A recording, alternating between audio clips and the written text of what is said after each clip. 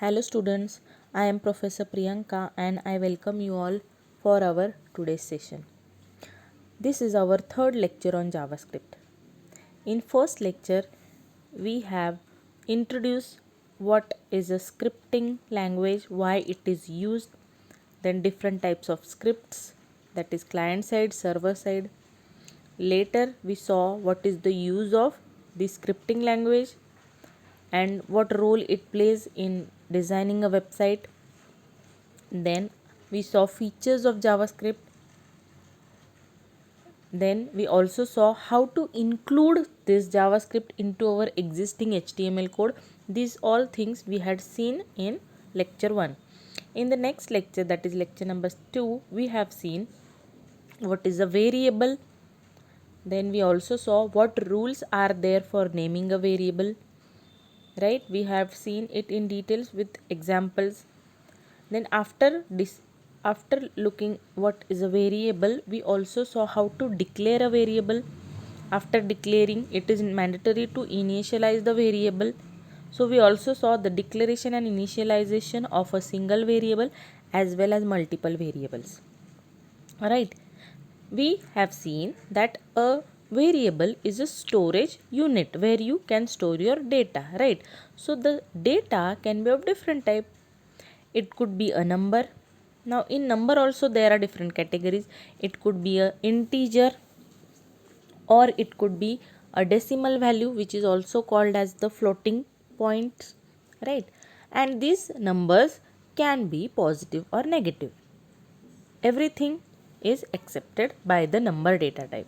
Also we had seen that we can store a textual data into our variable, right? A string, that is called as a string. Then we had seen boolean type of data, that was true or false or yes or no, and many more other data types, that all we have discussed. So this is called as a data types, and JavaScript has total 6 different data types. And at last we had seen what exactly is a comment, what role it plays in the HTML coding or the scripts, and how to include single line comment and multi-line comment in the script we had seen, right? So let us see what we have in today's lecture. So these are the all contents which we'll be discussing in this chapter, and up till comments in JavaScript we have seen till last lecture. Now today we will be dealing with operators and different types of operators. So what exactly is an operator is, and different types of operators which are supported in JavaScript, that we will see. See students, this topic is very important, so try to understand it thoroughly, because this will be the base for the complex computing which will be going through in the upcoming lectures. So understand and watch the video carefully, right? So the topic is operators. So what exactly an operator can be? So here what is given, operators are used to do arithmetic and logical operations. See, operator, you can say that it is for performing some operation. It is used for performing some operation. So there are different types of operations. So first is what? Arithmetic and logical. So from these two, arithmetic you already know. So arithmetic consists of addition, subtraction, multiplication and division. These all operations we are learning or we are using since our school days, right? So just observe the below example. What it is given? X plus y. Now here what do you think, which type of operation it is using? Right, it is using addition. How did you identify? The plus sign.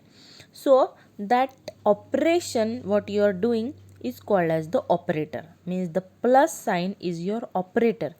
Now if I have to add, so means what? I have to perform addition operation. Obviously I need something to add, right? So whatever I need to perform the operation on is called as the operand. Means in the example, suppose x plus y, right? What is given? X plus y means operation is to be done is addition, and on whom, that is x and y. Agree? So the plus is my operator and x and y will be my operands. Now I need to store my result. If I am performing some operation, obviously I am going to get some result or output. So that result I am storing in z. So my z will be having the result of x plus y addition. Agree? So operator part is clear, and operands means on whom you have to perform the operations. Now there are basically two types of operator, unary and binary. Unary means single, binary means two. So understand the example on the right side. Plus plus x is a operation I have to perform. Which type of operation? Since it is a plus, means I am performing addition. But now if I have to perform addition, I need something to add, but here you can see only one operand is given, that is x. So plus plus x means adding 1 to x. This we will see in details in further lectures. So understand, here I am performing addition operation only on the single operand. Here no other operand is given. Plus plus x. Do you find any another operand? No, only single. That is why it is called as the unary operator. And the previous example which we saw, x plus y, you are performing again some addition operation but on two operands. That is why it is called as the binary operator, right? So now these operators can be divided into different groups for JavaScript. So what are those groups? Arithmetic operators, relational operators, and logical operators. So first we will see what is an arithmetic operator. We have already seen arithmetic means basically which deals with addition, subtraction, multiplication and division. And now here one more operator is there, that is the percent sign, which is called as the modulus, right? We'll see what exactly a modulus operator does. We already know the few operators mentioned earlier. Then second part is the relational operator. Now here students, relational means you are going to compare some entity with other entity. So at least you will require here two operands to compare, right? See what all operators are there: greater than, less than, greater than or equal to. So if such type of operation I have to perform, I need at least two operands to compare, right? So this relational operator generally deals with the comparison of the operands. Agree? And last is what? Logical operator. Logical is and operation, or and not. This also we will see in detail. So let us see what exactly arithmetic operators are. So here in this slide you can see different arithmetic operators which are mentioned, then what exactly work it does, then we'll see the example and the result. So first operator is plus. So obviously you know plus means it stands for addition. So how can I use this plus operator? So a plus b means it is going to add value from a and b. So if my value is 10 in a and in b it is 20, so obviously the result will be 30. Simple enough. Similarly, subtraction, my operator is minus. So a minus b. Now if value of a is 20 and b value is 10, so the result will be 10. Multiplication, that is the star. So a into b equal to what? So if a is 10 and b is 20, the result will be 200. Similarly, division, a divided by b. If a is 20, b is 10, the answer I will get it as 2, the quotient, right? And now last, this is the modulus operator. Now modulus means it will return the remainder after division. Now if you see the above example, 20 divided by 10. So here remainder was 0. But since I am using the division operation, it is giving me the quotient. What is the result? End result after division, right? But if in some case I want it to calculate the remainder, if it is not fully divisible, obviously there is going to be some remainder. So if I want the remainder, I am going to use the modulus operator. So how to use it? So a modulus b, if the value of a is 20 and value of b is 10. So if I divide, it will give me answer as 2. But I am not dividing it. I just want the remainder of the division. Internally it is going to perform the division operation only, but while returning the result, it is not going to give me the division part. It will give me the remainder part. So here our remainder is 0. That is why we got the modulus as 0. Right? I hope it is clear. This is the only thing new which you are learning. Other operators you already know. Right? So let us see what we have in the next slide. So this is a simple arithmetic operator program. Right? So we will be seeing now how to add the script in our existing HTML code. So we already know that we need to write a script, and this script is a container tag.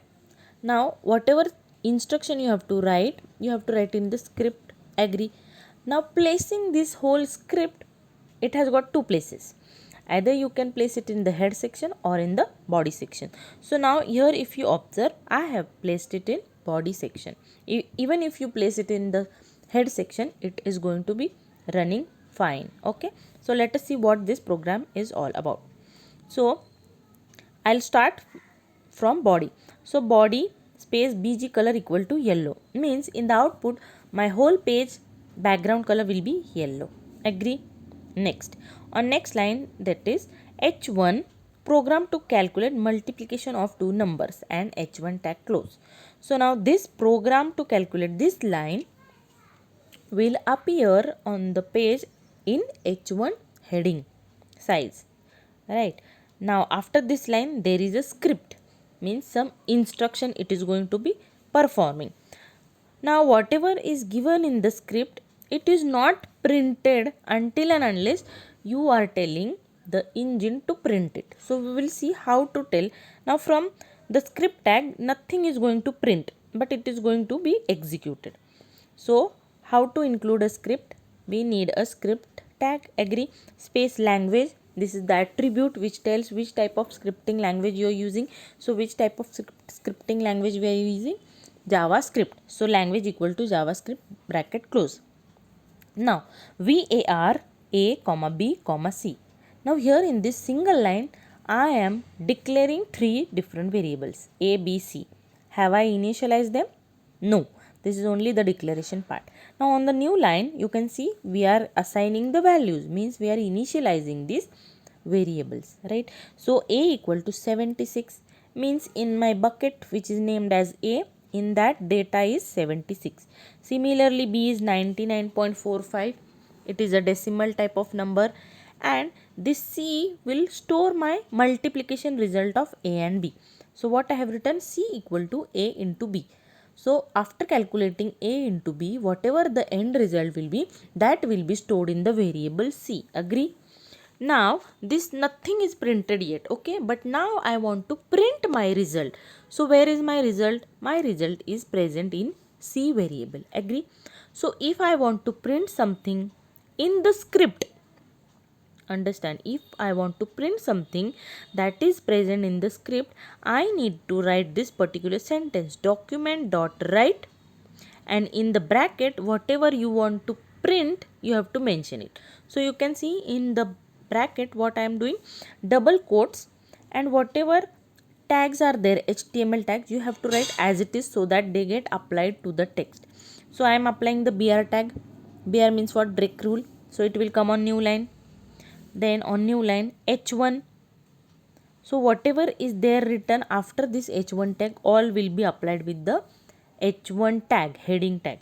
And after h1 what is given? Multiplication of two numbers. Then double quotes plus c plus, means I am taking the value from variable. And again double quotes and h1 close. So we will see how the output of this particular code is. After that line I have closed the script tag, then body tag and HTML. Normal our HTML program structure.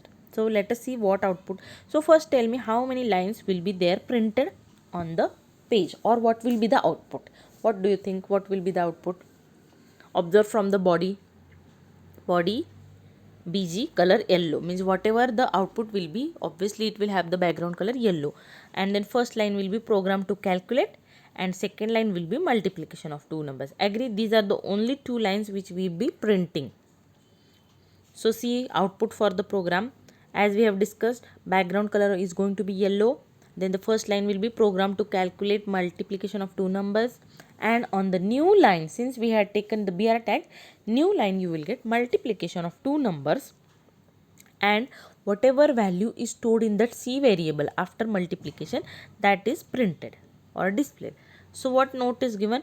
Note, document.write is used to display or write the contents on a web page from the script. Okay, whatever things you have to display in the script are to be written in document.write in that bracket. Okay. Okay.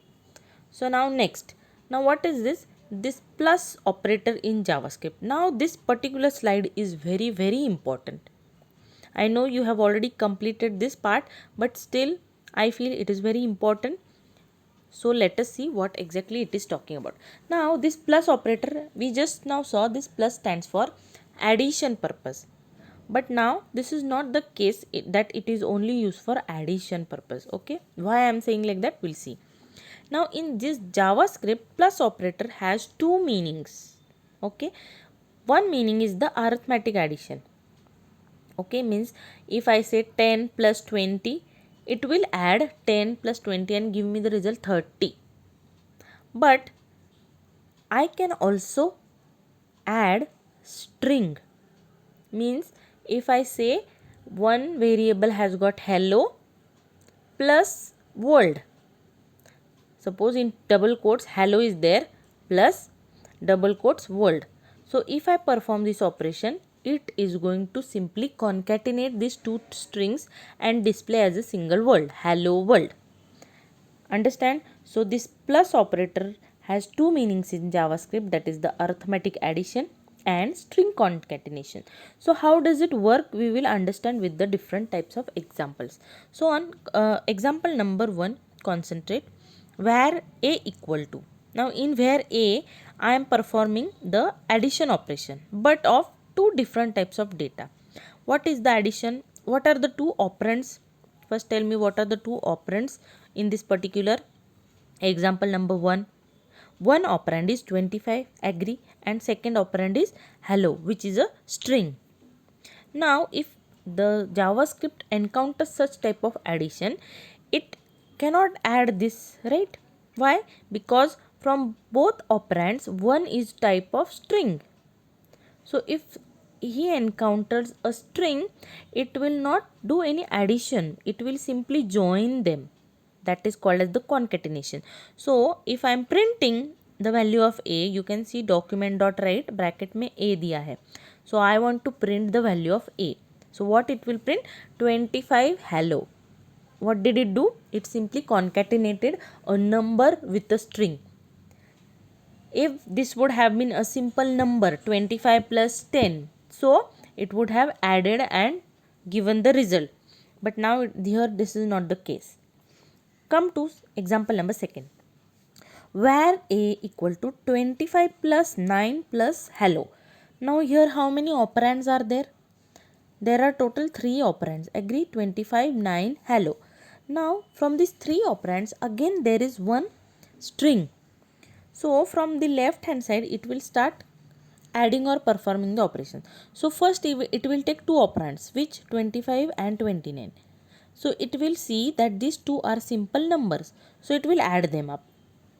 So what answer will get after adding 25 and 9? Will get 34.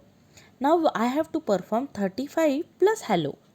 So now next operand, it has seen that it is a string. So it cannot add. So what it will do? It will simply join it. That is concatenate.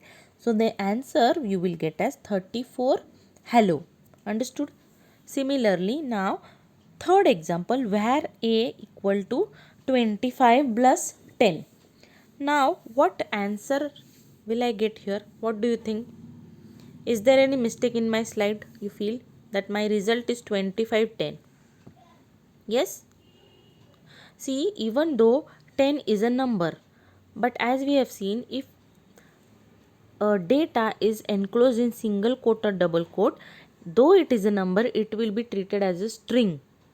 So if I am giving 25 plus 10, but this 10 is not a number, it is string.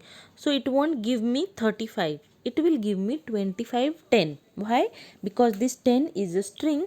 So if a string is encountered, it will simply do the joining process of the operands. It will not add them up. Agree? Okay. Next, fourth example, where a equal to 25 plus hello plus 10. Now here, what will happen? First it will take two operands from left side. So कौन से दो operands है? 25 and hello. Now इन दोनों में एक है string. So it can add? No, it cannot add. Why? Because it will operate for string concatenation. So what will happen? 25 hello. Agree? This will be my string. Now if again I am adding a string with a number that is 10 after that, so again it will do the concatenation process only. Right? Because it has encountered a string. Now next, last and very simple, where a equal to 25 plus 10. Now here there is no string, simple numbers, so it will perform simple addition and give the result as what? 35. Right? I hope this screen is clear. If you have any doubts, you can ask me anytime.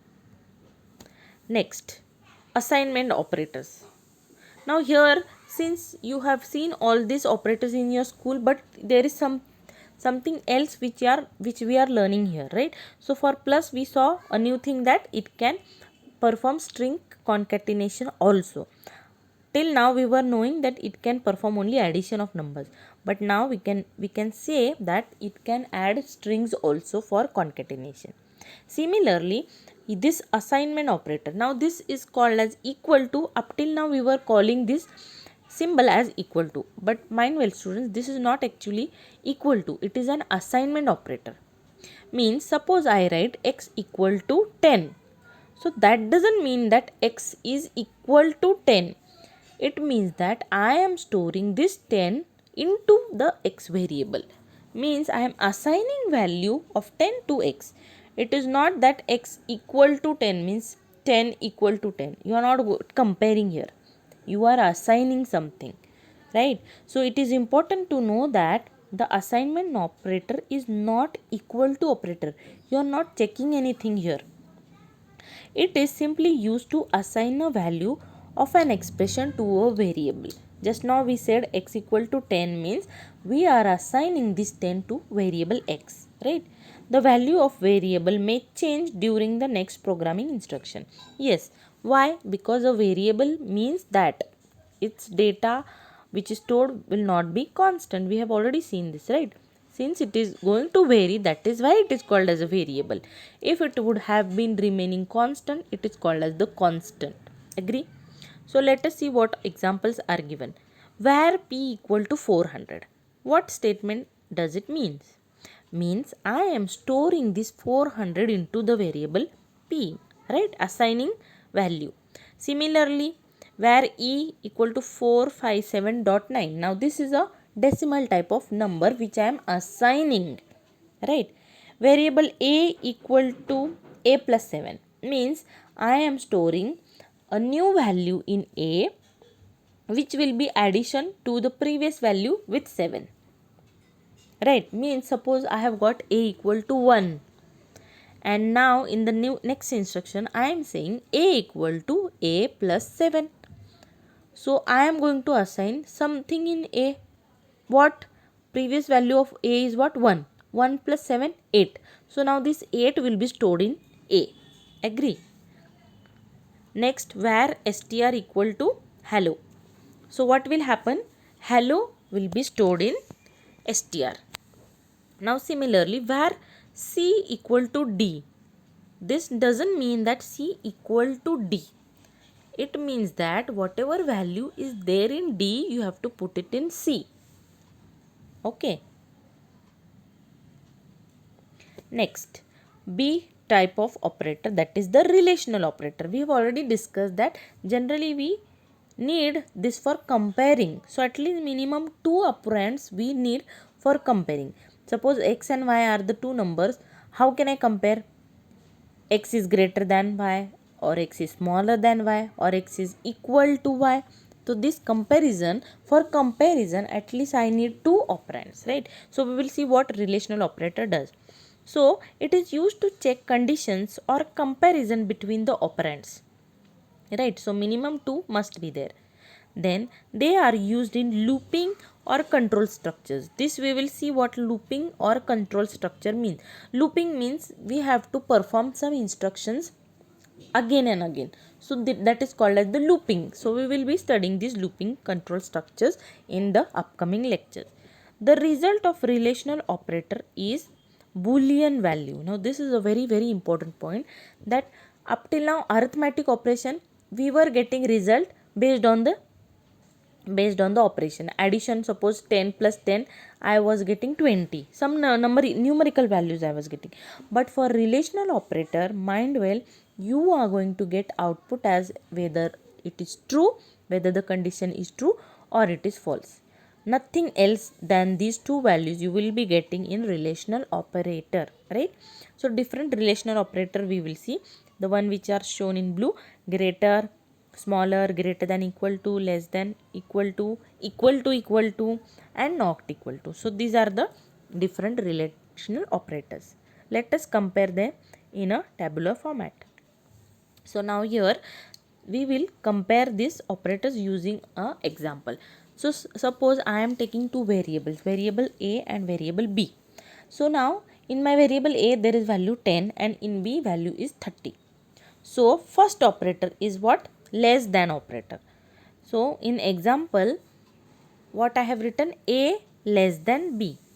Now you already know that the relational operator will not calculate anything. It will just tell whether the condition you have given is true or false. No other answer will be returned by the relational operator other than true or false. So in our condition A is less than B. Our value of A is what? 10. Is it less than 30? Yes. So the condition is true. That is why we are getting result as true. Similarly, greater than. Suppose we say A is greater than B. Now our A value is 10 and B is 30. So 10 is greater than B, 30. Is it true? No, it is less than. That is why we are getting false. Simple enough. Now, less than or equal to, less than or equal to. So A is less than or equal to B. Now A is 10 and B is 30. So our 10 is less than or equal to 30. So obviously 10 is less than. So that is why it has written true. Greater than, A greater than or equal to B means 10 greater than or equal to 30. So no, 10 is not greater. Right. See, this greater than and greater than and equal to are similar. Only the thing is that equal to means it is waiting for the condition match, means 10 equal to 10, right? And in A less than B means 10 has to be less than something, it cannot be equal to. So there could be some condition that you also need to check whether the age is less than or greater than equal to 18 for license purpose, right? Or sometime it might happen that I want greater than 18 only. I don't want to check whether he is equal to. So in that case you can use this greater than or less than. Understanding? Right. Next is what? Equal to operator. Now this equal to means I am going to compare the values whether they are same. Means A equal to B मतलब 10 equal to 30 है क्या, same है क्या दोनों, वो check करना है. तो in our case no, 10 is not equal to 30. If it would have been both as 10 then the value would have been true. Why? Because they are same. So यहाँ पे हमको देखना है कि दोनों का वैल्यू सेम है या नहीं, right. So here for our case it is false. Not equal to means you have to check whether the two values are not equal. So in our case obviously these two values are not equal. One is 10 and one is 30. So those are not equal. So it will definitely give us true value, right? So this is our relational operator. I hope there is no doubt here. So that is all for today's session. We have completed with the two types of operators, arithmetic operators and relational operator. So the assignment is based on the today's topic whatever we have covered. So what is the first question? What is an operator and what are its types? So here you need to mention what exactly an operator is, different types of operators and different groups also you mention here, so that all your operator part will be covered. Then next, what is an assignment operator? So again, try to maintain a tabular format so that while studying at the end of year it will be easy for you to understand the concept. Okay, how does a plus operator works based on the operands? We have already seen this plus has two meanings in JavaScript. What? Arithmetic addition and string concatenation. So you can explain here by giving some examples like how we have discussed. And last question is, what are the different relational operators and how do they work? So again here you can, if possible, you can make the tabular format and explain with the examples. So this is all for today's lecture. I hope everything was clear. If you have got any doubts, you can get back to me anytime. So thank you.